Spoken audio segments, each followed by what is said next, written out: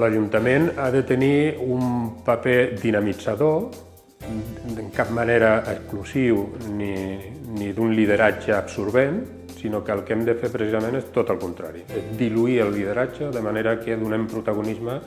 a tots els col·lectius, a totes les entitats que es avui treballen en el foment de la convivència i en aquest cas concret del que estem parlant, en l'àmbit de la salut mental. I amb aquesta visió treballem, amb la visió de crear xarxes, d'interrelacionar agents que actuen sobre el territori, de connectar persones i col·lectius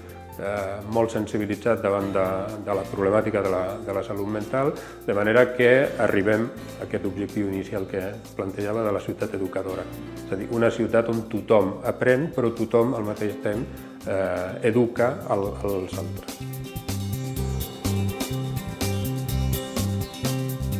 S'ha de viure la malaltia mental com un estat que no és definitiu, que no és permanent, per descomptat que no etiqueta, sinó que és un procés que pot patir qualsevol persona i que, per tant, has d'estar capacitat per relacionar-te amb les persones que pateixen malalties mentals i has de veure-la com un integrant més de la teva comunitat, no com un sector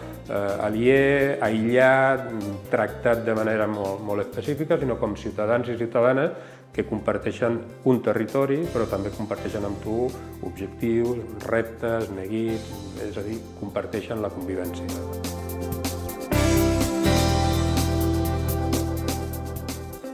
El fet que els joves entrin en contacte amb persones amb trastorn mental o amb malaltia mental, que entrin en contacte amb les entitats que els aglutinen i que puguin compartir projectes, i que puguin compartir temps i que puguin compartir les seves reflexions,